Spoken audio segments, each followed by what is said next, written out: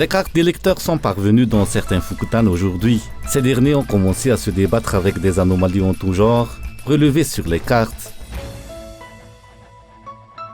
Les cours n'ont pas repris à l'université d'Antananarivo, malgré les différentes déclarations des responsables qui prévoyaient la reprise aujourd'hui. Demain, le CCS, le syndicat des enseignants-chercheurs et des chercheurs enseignants, organise à nouveau une manifestation à l'université d'Antananarivo. Dans l'actualité internationale, des milliers de personnes ont défilé dimanche à New York pour réclamer davantage d'actions contre le changement climatique, alors que l'Assemblée générale des Nations unies doit démarrer cette semaine.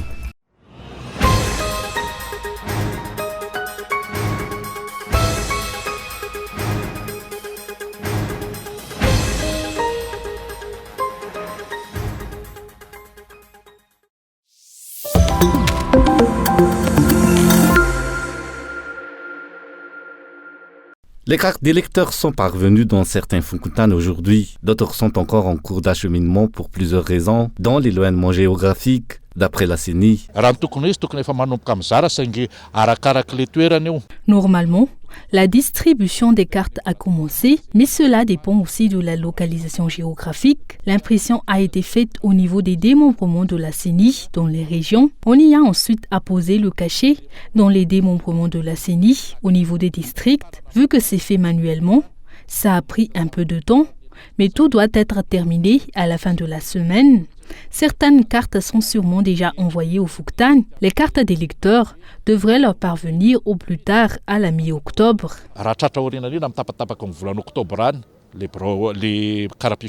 Les chefs Foukoutans que nous avons interrogés aujourd'hui relèvent des lacunes émanant de la CENI dans la transcription. Sur certaines cartes, les adresses ne sont pas clairement définies. On y lit par exemple « Résident à Tana ou Antananarivo sans précision » et les titulaires des cartes sont inconnus des chefs Foukoutans. Le Foukoutans d'Anate Azuisuchi a constaté des centaines de cas de ce genre. Sinon, il a aussi reçu des cartes d'électeurs de personnes ne résidant pas dans son Foukoutans. Il y a des cartes qui ont déjà été distribuées. Certains électeurs ne trouvent pas leur carte peut-être à cause d'une adresse erronée. Il se peut que les cartes d'électeurs ont suivi l'ordre alphabétique de la liste électorale. Le lot mentionné sur la carte ne coïncide pas avec l'adresse de l'électeur. Nous avons 2035 électeurs et on ne sait pas si le nombre de cartes coïncide avec le nombre d'électeurs. Il y a des cartes en blanc et on ne sait pas si ces cartes figurent dans le nombre. Il y a aussi des transcriptions fausses. Il y a des cartes qui appartiennent à d'autres Foukoutans, comme Anjan Manal. Il y a des personnes inscrites dans notre Foukoutans et qui ne le sont plus. Cela est peut-être dû à la CENI.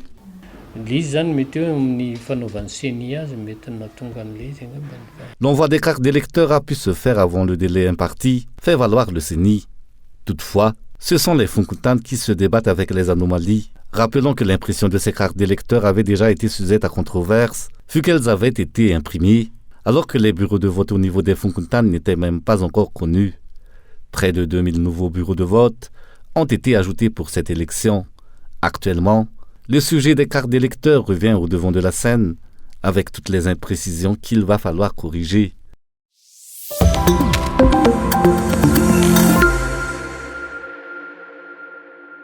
Le nombre de bulletins uniques imprimés en Afrique du Sud est supérieur au nombre des électeurs inscrits sur la liste électorale. Plus de 11 043 836 bulletins uniques seront donc livrés et acheminés sur Madagascar. La manipulation des bulletins uniques constitue une préoccupation pour les acteurs politiques du pays qui craignent qu'ils soient à l'origine de manœuvres frauduleuses. Le président de la CENI, la Commission électorale nationale indépendante, n'a pas donné de détails concernant le surnombre de ces bulletins.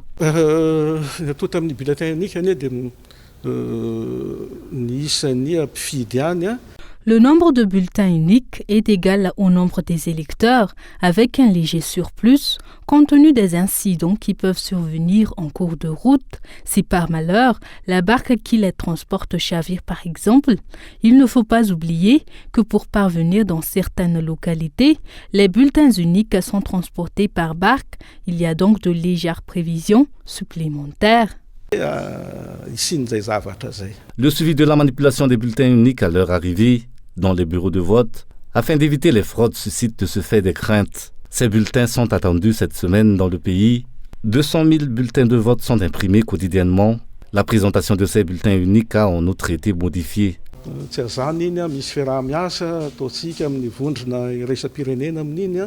Nous collaborons avec des organisations internationales pour l'impression de ces bulletins uniques.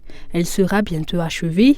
On imprime aussi là-bas les feuilles de dépouillement et les procès-verbaux, ainsi que les enveloppes. L'impression continue. Rien n'a été suspendu. La réunion organisée par la CENI avec les 13 candidats à la présidentielle s'est tenue aujourd'hui, mais seulement 2 candidats y ont envoyé des représentants. Cette réunion se poursuivra le 22 septembre prochain.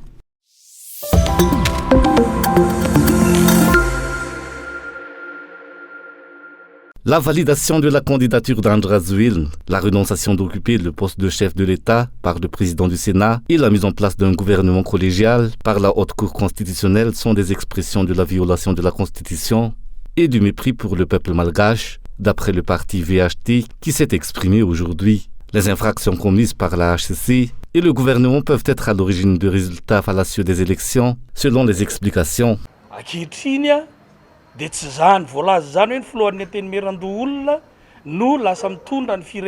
À l'heure actuelle, ce n'est pas le président du Sénat qui gouverne, mais un gouvernement collégial. Cela veut dire que la Constitution a été bafouée. La situation révèle du dédain pour le peuple malgache, pour les acteurs politiques et pour tous les responsables. Par ailleurs, il faut bien faire la distinction entre une personne de nationalité française et qui a été naturalisé français. Ce dernier a prêté allégeance à la France de défendre ses intérêts. Le plus surprenant est de constater que la HCC, censée être le garant des lois, ne les respecte pas. C'est pourquoi les résultats des urnes risquent de ne pas être impartiaux.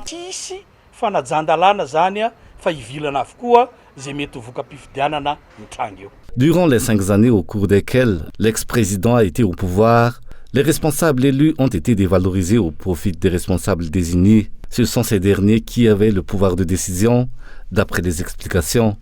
Une situation qui porte entrave à la démocratie.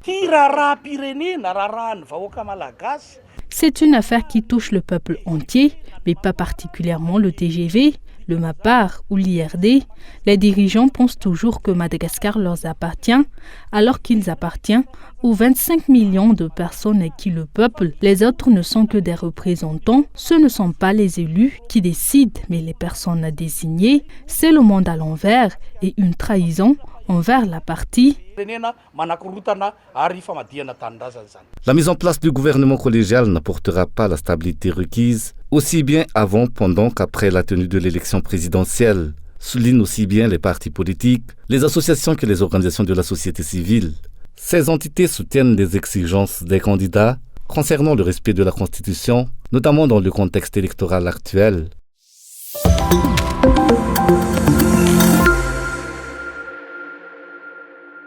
Les cours n'ont pas repris à l'université d'Antananarivo, malgré les différentes déclarations des responsables qui prévoyaient la reprise aujourd'hui. Les étudiants s'insurgent contre la situation qui met en péril leur avenir et contre le manque de considération pour l'enseignement supérieur. Ils exigent des solutions immédiates et interpellent les dirigeants.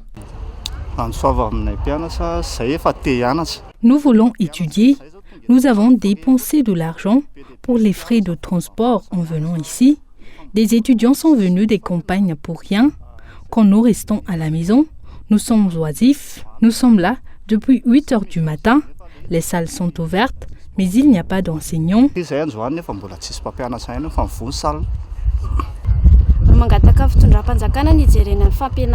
Nous demandons aux dirigeants de considérer la situation. Ça fait 2 mois que les cours sont suspendus. Nous ne pouvons rien faire. À la faculté des sciences, la reprise des cours avait été annoncée pour aujourd'hui, mais seulement quelques enseignants ont été vus sur le campus, d'après les explications. Les cours devaient commencer à 9h. Il est 10h et il n'y a toujours pas d'enseignants, mais il y a des salles où les enseignants sont présents. En fait, les enseignants ont des positions qui divergent. Les enseignants qui ne sont pas venus n'ont même pas averti de leurs absences.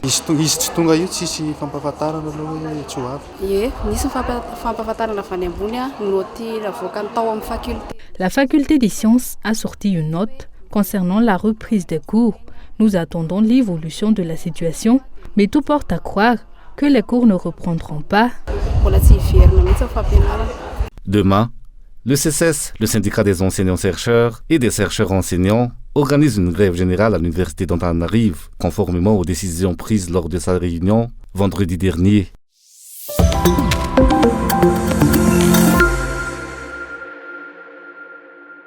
Dix étudiants chinois de Beijing Foreign Studies University viennent d'arriver à Madagascar dans le cadre de l'apprentissage de la langue malgache. Le malgache fait partie des langues étrangères enseignées dans cette université depuis 2021. L'université chinoise travaille en collaboration avec l'École normale supérieure d'Antananarivo dans ce programme d'enseignement.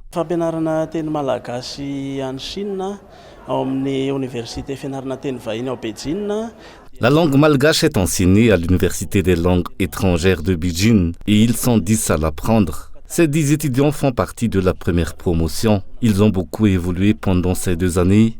Ils se trouvent dans la filière d'enseignement du malgache. Il y a aussi dans le système chinois l'apprentissage d'une 3e langue. Il s'agit d'une autre langue, en plus de celle que l'on apprend dans le cadre des études suivies. Ils sont aussi plusieurs à apprendre le malgache dans ce cadre.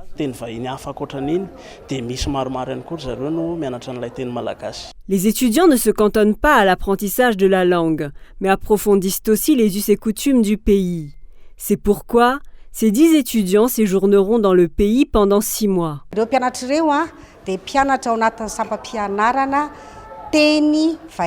Ces étudiants se trouvent dans la filière langue étrangère et ont choisi le malgache pour obtenir leur diplôme comme la licence ou le master. Avant d'entamer leur 3e année, ils vont suivre les cours de la filière malgache avec les étudiants de l'École normale supérieure. Le malgache est une langue désormais enseignée dans les universités étrangères comme en France, à l'INALCO, l'Institut national des langues et civilisations orientales. Ces étudiants l'étudient aussi en Chine. On constate donc que l'apprentissage de la langue malgache est devenu une nécessité dans le monde actuel.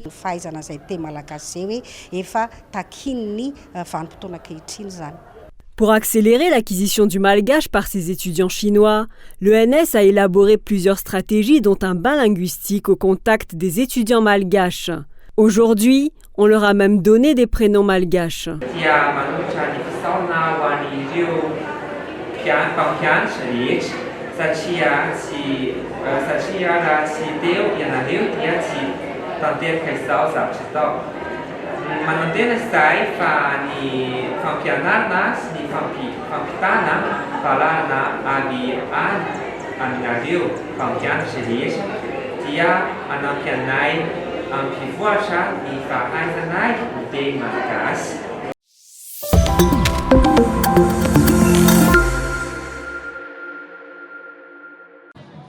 Ils sont descendus dans les rues de New York pour manifester leur colère, mais surtout leur inquiétude.